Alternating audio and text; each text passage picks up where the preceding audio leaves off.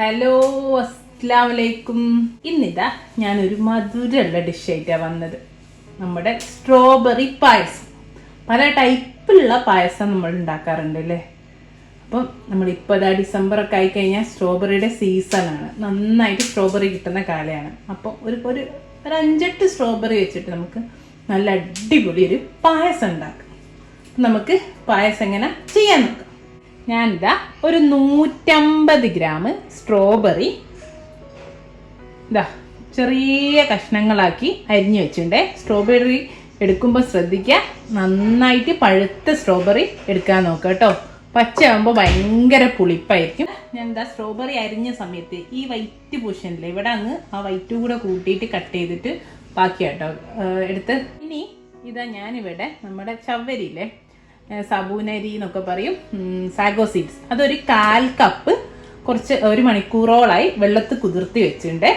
ഇതൊന്ന് നമുക്ക് തിളപ്പിക്കാൻ വെക്കാം. ആദ്യം അതങ്ങ് നന്നായി തിളച്ച് നല്ല ട്രാൻസ്പെറൻറ്റ് ഗ്ലാസ് പോലാവും നമ്മുടെ സാഗോ സീഡ്സ്, സാബൂനരി. ആദ്യം നമ്മുടെ സാബൂനരി നമുക്ക് തിളപ്പിച്ച് വേവിക്കാൻ വെക്കേ. കുറച്ചധികം നല്ല വെള്ളത്തിൽ വെക്കുന്നതായിരിക്കും നല്ല കേട്ടോ. അപ്പം ആ സ്റ്റാർച്ചൊക്കെ നമ്മൾ ഈ വെള്ളം എടുക്കൂല, അങ്ങ് പോയി കിട്ടും. ഞാനത് അവിടെ തിളപ്പിക്കാൻ വെച്ചിട്ടുണ്ട്. ഇനി ഞാൻ ചെറിയൊരു ഫ്രൈ പാൻ വെച്ചിട്ടുണ്ട്.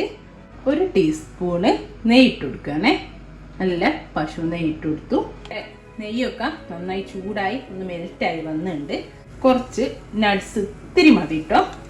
കുറച്ച് നട്ട്സും കിസ്മിസും ഒക്കെ ഒന്ന് ഈ നെയ്യിൽ വറുത്ത് കോരുക. ആദ്യം ഞാനിപ്പോൾ ഒത്തിരി പിസ്തയും 2 അണ്ടിപ്പരിപ്പും എടുത്തിട്ടുണ്ട്. ഒന്ന് മൂത്ത് വരുന്ന സമയത്ത് നമുക്ക് നമ്മളെ ഉണക്കമുന്തിരി ചേർത്ത് കൊടുക്കാം. നമ്മുടെ നട്ട്സ് റെഡി ആട്ടോ. ഞാനൊരു പാത്രത്തിലേക്ക് കോരി മാറ്റട്ടെ. ഇനി ഇതാ നമ്മളെ സെയിം അതേ നെയ്യിലേക്കില്ലേ, നമ്മൾ അണ്ടിപ്പരിപ്പും മുന്തിരിയൊക്കെ പൊരിച്ച് കോരി അതേ നെയ്യിലേക്ക് നമ്മുടെ എടുത്ത് വെച്ചിട്ടുള്ള സ്ട്രോബെറി ഇട്ട് കൊടുക്കാം. 150 ഗ്രാം സ്ട്രോബെറി ഉള്ളു കേട്ടോ, ഏകദേശം ഒരു 8 സ്ട്രോബെറി. ഈ നെയ്യിൽ നമുക്ക് ഈ സ്ട്രോബെറി ആദ്യം ഒന്ന് വഴറ്റിയെടുക്കാം. ജസ്റ്റ് ഒന്ന് നെയ്യ്, അപ്പം നല്ലൊരു ടേസ്റ്റ് ആയിരിക്കും. സ്ട്രോബെറി ഈ നെയ്യിലൊന്ന് വഴറ്റിയതിന് ശേഷം ഞാനിതാ 1/4 കപ്പ് പഞ്ചസാര ചേർത്ത് കൊടുക്കുകയാണേ. എന്നിട്ട് ഈ സ്ട്രോബെറി ആയിട്ട് ഒന്ന് മിക്സ് ചെയ്തിട്ട് നമുക്കിത് അടിച്ച് വെച്ചിട്ടൊന്ന് ഈ സ്ട്രോബെറിയും പഞ്ചസാര, വെള്ളം ഒഴിക്കേണ്ട ആവശ്യമില്ല കേട്ടോ, പഞ്ചസാര മെൽറ്റ് ചെയ്യും. അപ്പം അതൊന്നും തന്നെ അങ്ങ് ആയിക്കോളും. സ്ട്രോബെറി പെട്ടെന്ന് ആയിക്കോളും. ഇതുണ്ടോ, പഞ്ചസാര അങ്ങ് മെൽറ്റായപ്പോൾ നന്നായിട്ട് വെള്ളം കണ്ടോ.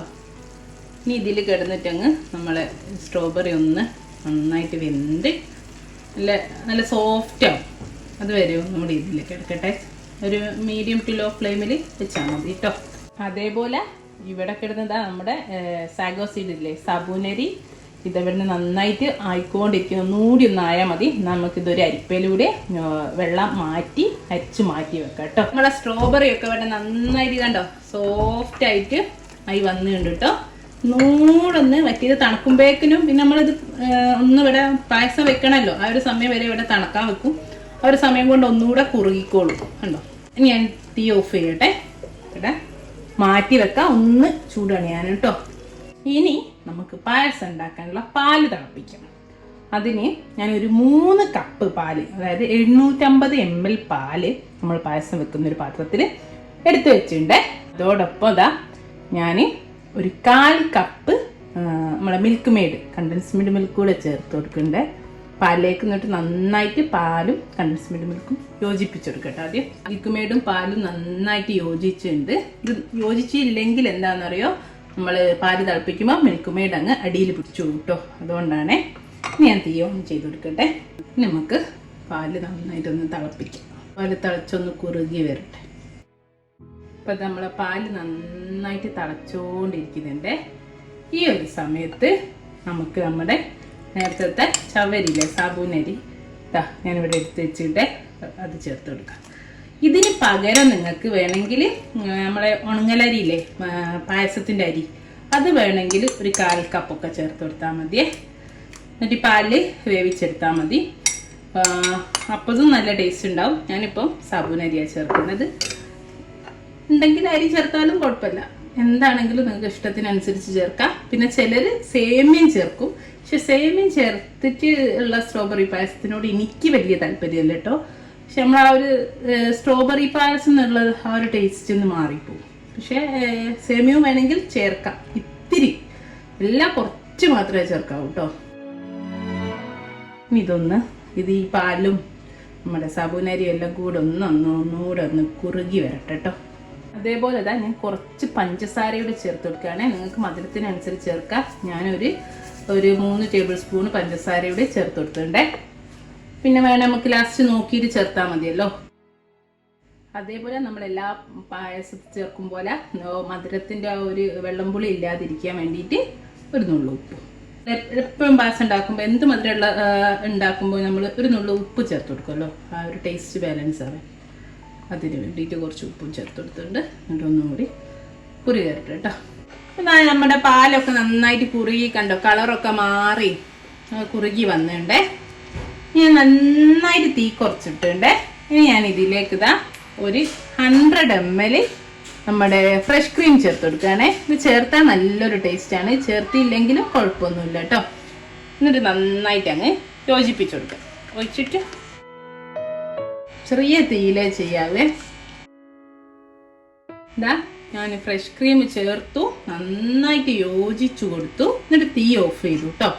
ഇനി ജസ്റ്റ് നല്ല ചൂടാപ്പോൾ ഒന്നൊന്ന് ചൂടാറിയിക്കാണേ. നമ്മൾ നേരത്തെ ഉണ്ടാക്കി മാറ്റിയുള്ള സ്ട്രോബെറി സിറപ്പില്ലേ, സ്ട്രോബെറി പഞ്ചസാരയുടെ വേവിച്ചു അത് ഇതിലേക്ക് ചേർത്ത് നന്നായിട്ട് യോജിപ്പിച്ചു കൊടുക്കാം. ഇപ്പം നിങ്ങൾക്ക് വേണമെങ്കിൽ ഒരു പിഞ്ച് ഏലക്കാപ്പൊടിയോ സാഫ്രോണോ വേണമെങ്കിൽ ചേർത്തി കൊടുക്കാം. ഞാനിപ്പോൾ ഒന്നും ചേർക്കുന്നില്ല. എന്ത് വേണം, വാനില എസൻസ് വേണമെങ്കിൽ ചേർത്താം, സ്ട്രോബെറി എസൻസ് വേണമെങ്കിൽ ചേർത്താം, ഏലക്കാപ്പൊടി നമ്മൾ ചേർക്കല്ലേ, ഏലക്കാപ്പൊടി ഒക്കെ പായസത്തിൽ അതേപോലെ ചേർത്ത് കൊടുക്കാം. ഞാനിപ്പം ചേർക്കുന്നില്ല.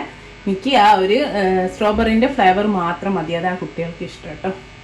അപ്പോൾ അതാ ഞാൻ അടുപ്പ് നോക്കാം മാറ്റി വെച്ചു.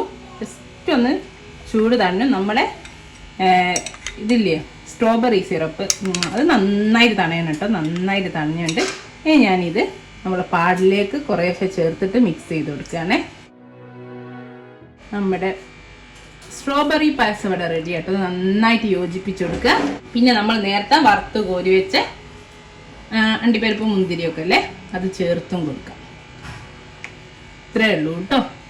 എന്നിട്ടിത് ഞാനിപ്പോൾ തണുപ്പിച്ചിട്ടാണ് കുടിക്കാൻ പോകുന്നത്. അപ്പോൾ നല്ലൊരു ടേസ്റ്റ് ആയിരിക്കും. ചൂടോടെ വേണ്ടിയവർക്ക് ചൂടോടെ കുടിക്കാം. പക്ഷേ പ്രധാന അണ്ടിപ്പരിപ്പ് മുന്തിരിയോടി വറുത്ത് കോരി വെച്ച് ഇത് ചേർത്ത്. എല്ലാവരും കണ്ടല്ലോ നമ്മുടെ സിമ്പിൾ സ്ട്രോബെറി പായസം. എന്നാൽ നല്ല ടേസ്റ്റും ആയിരിക്കും കേട്ടോ. ആ സ്ട്രോബെറിൻ്റെ ചെറിയ കഷ്ണങ്ങൾ നമുക്ക് ഇതാ കണ്ടോ കടിക്കാനും കിട്ടും. നല്ലൊരു ടേസ്റ്റ് ആയിരിക്കും. ഇങ്ങനെ കുറുകി വരും. തണുക്കുമ്പോൾ ഒന്നുകൂടെ കുറുകും. അപ്പം തന്നെ കുടിക്കുന്ന പാകമാണ് കേട്ടോ. അപ്പം ഇത്രയേ ഉള്ളൂ. എല്ലാവരും ട്രൈ ചെയ്ത് നോക്കുക. ഇൻഷാ അല്ലാഹ് നല്ലൊരു വീഡിയോ ആയിട്ട് നമുക്ക് വീണ്ടും കാണാം. Thank you.